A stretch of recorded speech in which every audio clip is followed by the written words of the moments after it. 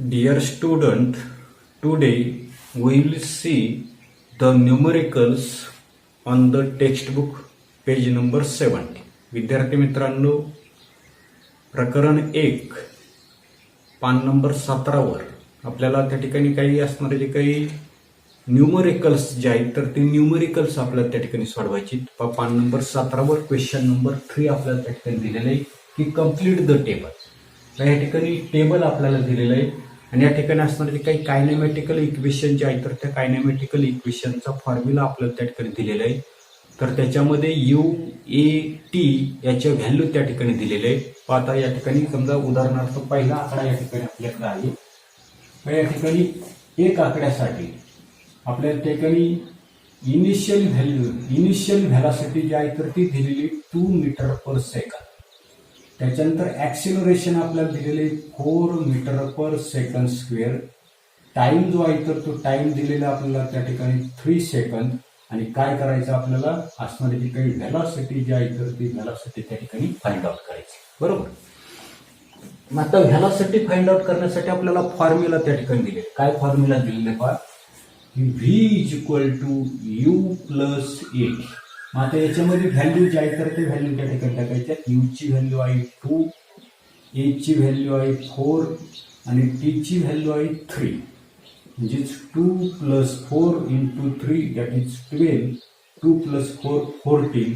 म्हणजे व्हॅलॉसिटी जी आहे तर ती व्हॅलॉसिटी किती आली 14 मीटर पर सेकंद. आणि म्हणून या ठिकाणी V ची किंमत जी आहे तर ती किती येणार आहे 14 येणार. येते. अशा पद्धतीने हे आपल्याला त्या ठिकाणी सोडवते. अशाच पद्धतीने दुसऱ्या आकड्यामध्ये पहा काय काय दिलेलं आपल्याला. दुसरा आकडा या ठिकाणी दिला मी सेकंद. त्या ठिकाणी इनिशियल व्हेलॉसिटी जी आहे तर ती आपल्याला फाइंड आउट करायची. त्याच्यानंतर ऍक्सिलरेशन जे आहे तर ते दिलेले 5 मीटर पर सेकंद स्क्वेअर. त्याच्यानंतर टाइम जो आहे तर तो टाइम दिलेला आपल्याला त्या ठिकाणी 2 सेकंद. आणि व्हेलॉसिटी जी आहे व्ही जी आहे तर ती दिलेली 20 मीटर पर सेकंद. बरोबर. Initial velocity find out. Formula आपल्याला दिलेला आहे की V is equal to U plus 8. याच्यामध्ये व्हॅल्यू आपण त्या ठिकाणी पुट करू. पहा आता V ची व्हॅल्यू किती दिलेली 20 इज इक्वल टू U आपल्याला फाइंड आउट करायची. A ची व्हॅल्यू किती दिलेली 5 आणि टाइम जो आहे तर तो टाइम किती दिलेला आहे 2. त्या ठिकाणी 20 is equal to U plus 10. 5 into 2 10. हा 10 जो आहे तर ते या बाजूला नेऊ आपण. म्हणजे त्या ठिकाणी 20 minus 10 is equal to U किंवा U इज इक्वल टू 10. आता U काय आहे व्हॅलॉसिटी आहे आणि व्हॅलॉसिटीचं एकक आपल्याला माहिती काय आहे मीटर पर सेकंद. आणि म्हणून U इज इक्वल टू किती लिहिता येईल आपल्याला त्या ठिकाणी 10 मीटर पर सेकंद. येते.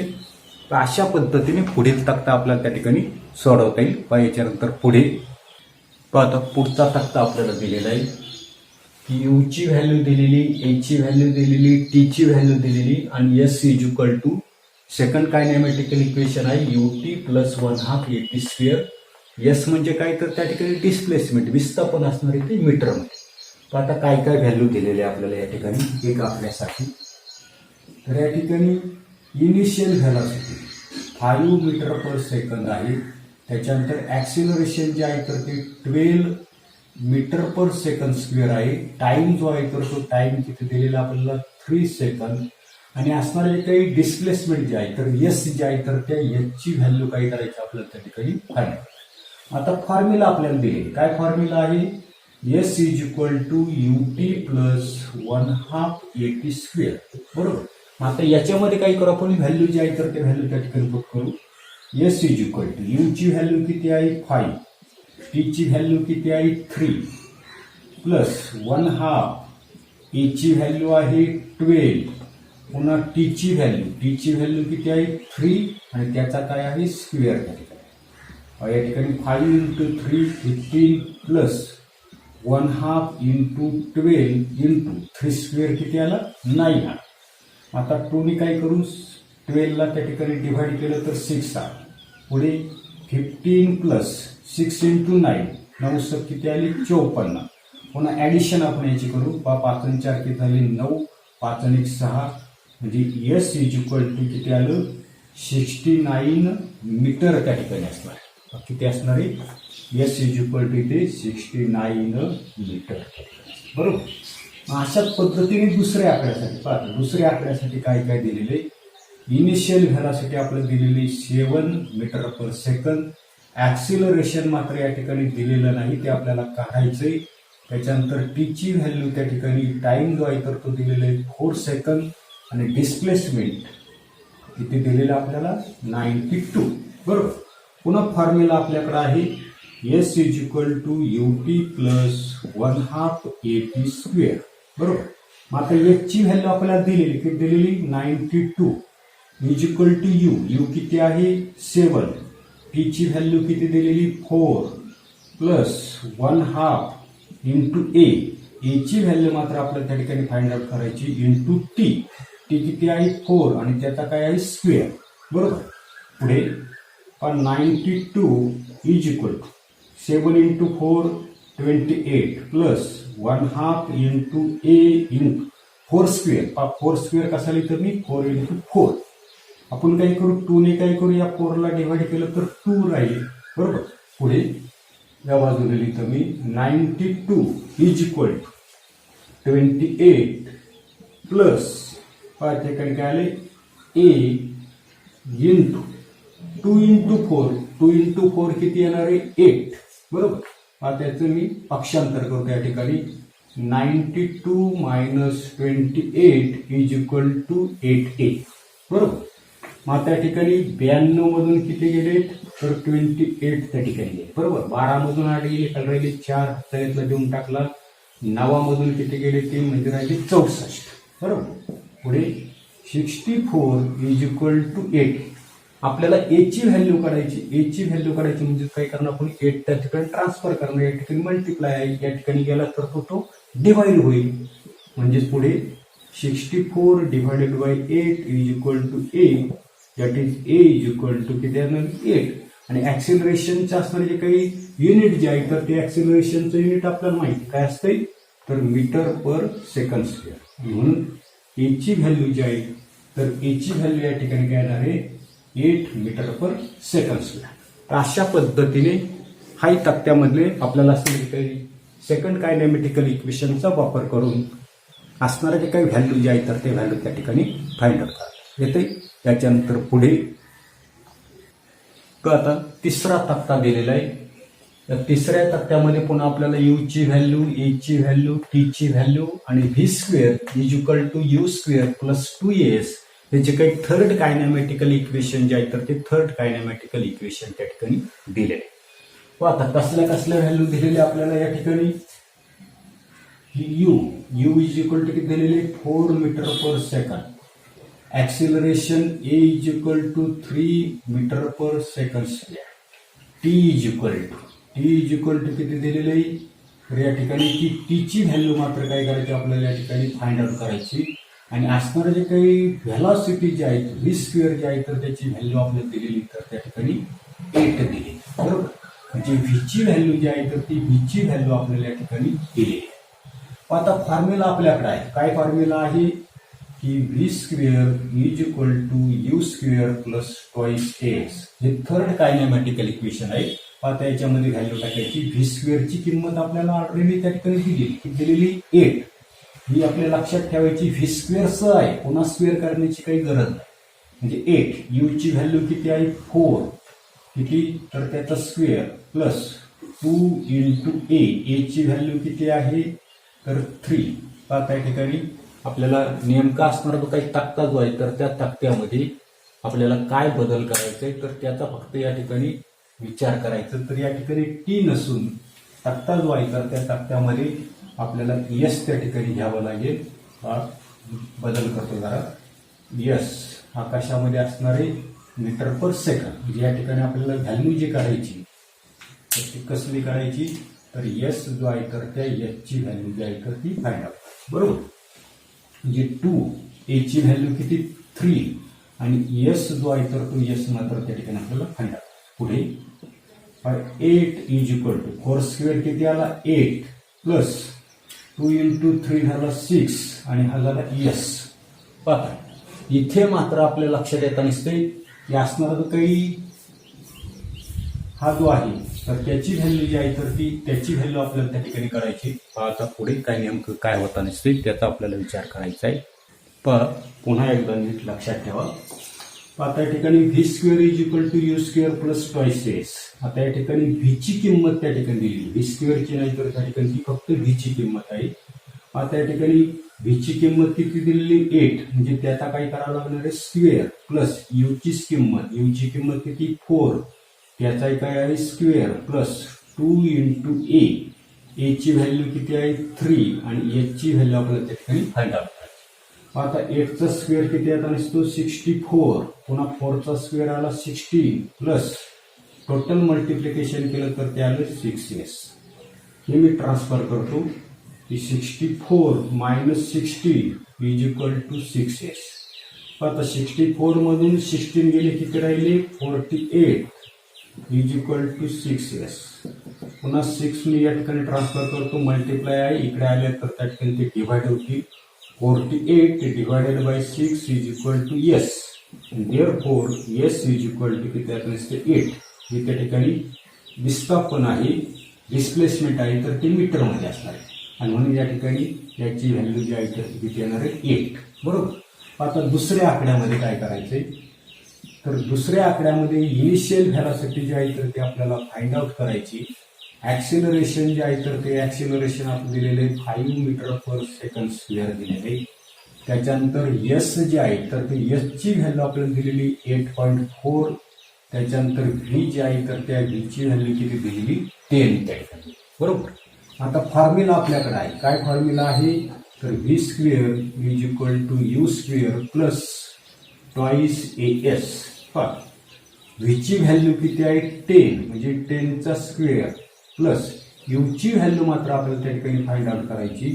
यू स्क्वेअर प्लस 2 इंटू ए किती 5 आणि एस किती दिलेला आपल्याला 8.4.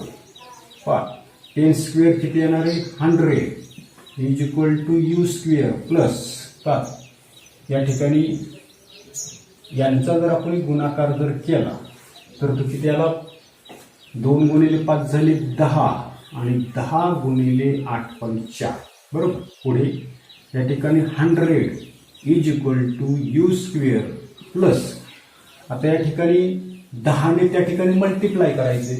10ने मल्टिप्लाय करायचं म्हणजेच नेमकं काय करायचंय पहा तर या ठिकाणी दशांश चिन्ह जे आहे तर ते दशांश चिन्ह नाही असं समजून जर गुणाकार आपण जर केला तर तो आला 840 आणि एक दशांश चिन्ह त्या ठिकाणी दिलं तर ते आलं 84. बरोबर. म्हणजे त्या ठिकाणी पहा की 100 बरोबर यू वर्ग अधिक किती 84. हे ट्रान्सफर करतो मी.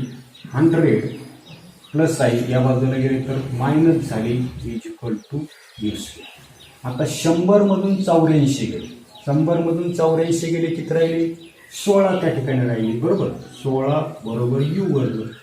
पुढे आपल्याला काय म्हणता येईल की taking square roots of both sides.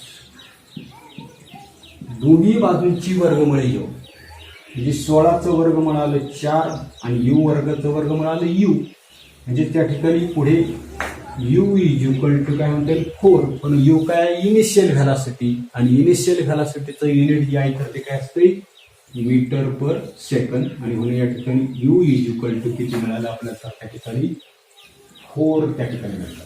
येते अशा पद्धतीने हा तक्ता आपल्याला त्या ठिकाणी सोडवता येईल. याच्यानंतर प्रश्न क्रमांक 5 नंबर 17 वर असणारा जो काही 7 जो आहे तर तो 7 आपल्याला त्या ठिकाणी सोडवायचा आहे.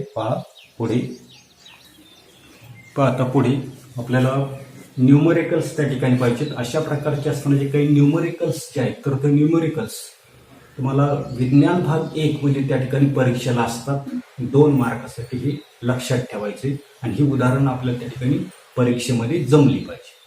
तर आता साधी उदाहरण आहे. पहिलं उदाहरण दिलेलं पहा. An object moves 18 metre in the first 3 second. एक असणारा जो काही पदार्थ जो आहे तर तो पदार्थ काय करता दिसतो पहिल्या 3 सेकंदामध्ये 18 मीटर, त्याच्यानंतर 22 metres in the next 3 second, त्याच्यानंतर पुढच्या 3 सेकंदामध्ये 22 मीटर आणि काय म्हटलेले 14 metre in the last 3 second आणि शेवटच्या 3 सेकंदामध्ये काय करताना दिसतो 14 मीटर त्या ठिकाणी जाताना दिसतो. तर काय विचारलं आपल्याला what is it's average speed. तर त्या ठिकाणी असणारे जे काही सरासरी असणारे जे काही चाल जी आहे तर ती सरासरी चाल आपल्याला त्या ठिकाणी करायची. आता काय काय दिले तर ते पहिल्यांदा आपल्याला गिव्हन जे आहे तर ते गिव्हन मध्ये त्या ठिकाणी लिहायचं. गिव्हन त्या ठिकाणी पहिल्यांदा डिस्प्लेसमेंट दिलेलं आपल्याला पहा. फर्स्ट डिस्प्लेसमेंट लिहिताना काय लिहिते पहा की फर्स्ट डिस्प्लेसमेंट बरोबर ते S1 ने मी दाखवतो तर ते किती दिलेलं आहे 18 मीटर बरोबर आणि टाइम किती दिलेला आपल्याला 3 सेकंड. पहा फर्स्ट टाइम म्हणतो मी फर्स्ट टाइम त्याला T1 म्हणतो तर तो किती दिलेला आपल्याला 3 सेकंड बरोबर. अशाच पद्धतीने पुढे पुढे काय म्हटले 22 metre in the next 3 second म्हणजे त्या ठिकाणी पुढे मी त्या ठिकाणी म्हणतो पहा ही सेकंड डिस्प्लेसमेंट ते कशाने दाखवतो मी S2 सेकंड डिस्प्लेसमेंट किती झालेलं आहे 22 मीटर आणि सेकंड टाइम म्हणजे दुसऱ्यांदा असणारा जो काही वेळ जो आहे तर तो वेळ T2 ने आपण दाखवू तर तो किती दिलेला आपल्याला 3 सेकंद दिलेला बरोबर. पुढे आणि पुढे काय म्हटले 14 metre in the last 3 second बरोबर आणि म्हणून त्या ठिकाणी थर्ड डिस्प्लेसमेंट म्हणतो मी त्या ठिकाणी थर्ड डिस्प्लेसमेंट. आता ही थर्ड डिस्प्लेसमेंट आपण S3 ने दाखवू तर ते किती दिलेले 14 मीटर आणि थर्ड टाइम किंवा लास्ट टाइम आपण त्या ठिकाणी म्हणू शकतो थर्ड टाइम तो T3 ने आपण दाखवू तर तो किती दिलेला आपल्याला 3 सेकंड बरोबर. आणि काढायला काय सांगितले ऍव्हरेज स्पीड. काय काढायला सांगितले आपल्याला ऍव्हरेज स्पीड. तर आपल्याला ऍव्हरेज स्पीड जे आहे तर त्या ऍव्हरेज स्पीडचा फॉर्म्युला आपल्याला माहिती. काय फॉर्म्युला आहे की average speed is equal to total distance travel divided by total time taken. Formula त्या ठिकाणी लिहायचा आहे. फॉर्म्युला सुद्धा त्या ठिकाणी मार्क जे आहे तर ते मार्क त्या ठिकाणी असणार आहे पहा की ऍव्हरेज स्पीड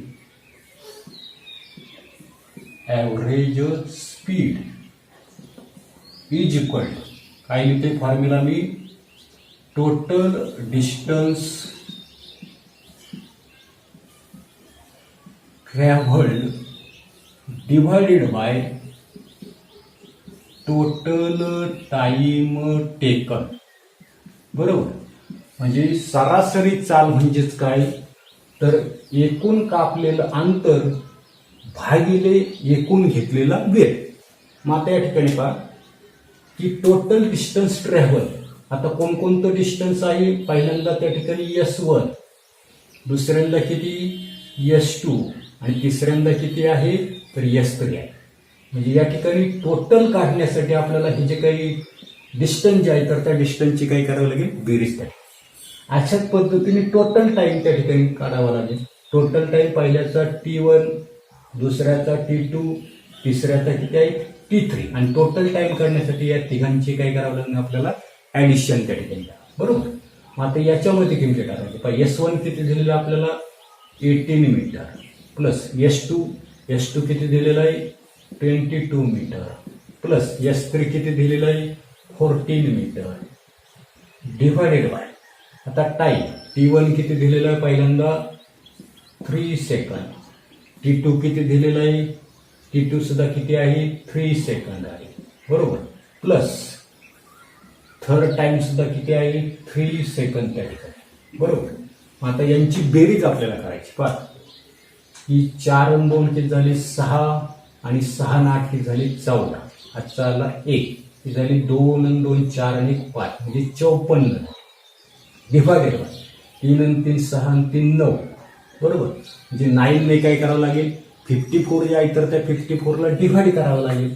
9 ने 54 ला डिवाइड केलं तर किती आलं 6 आलं म्हणजे या ठिकाणी 6 आलं. म्हणजेच या ठिकाणी पहा की average speed is equal to 6. नुसतं एवढंच लिहायचं नाही तर याचं असणार ते काही युनिट जे आहे तर ते युनिट त्या ठिकाणी. तर स्पीड कशामध्ये असते तर मीटर पर सेकंद याच्यामध्ये असते. तुम्ही जर त्या ठिकाणी युनिट लिहिलं नाही, एकक लिहिलं नाही, तर तुमचा अर्धा मार्क जो आहे तर तो अर्धा मार्क आहे तर त्या ठिकाणी कट त्या ठिकाणी होतो, हे त्या ठिकाणी लक्षात आहे. आणि म्हणून पहा फायनल आन्सर आपल्याला त्या ठिकाणी लिहिता येईल काय सांगितलेले.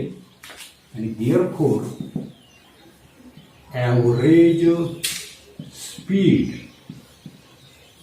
ऑफ अन ऑब्जेक्ट इज किती आलेले 6 मीटर पर सेकंद. आणि म्हणून त्या ठिकाणी तो असणारा जो काही पदार्थ जो आहे तर त्या पदार्थाची असणारी काही सरासरी चाल जी आहे तर ती सरासरी चाल किती असणार आहे 6 मीटर पर सेकंद. अशा पद्धतीची उदाहरणं तुम्ही त्या ठिकाणी सोडवा. राहिलेली उदाहरणं जी आहेत तर ते आपण पुढील व्हिडिओमध्ये पाहणार आहोत. धन्यवाद.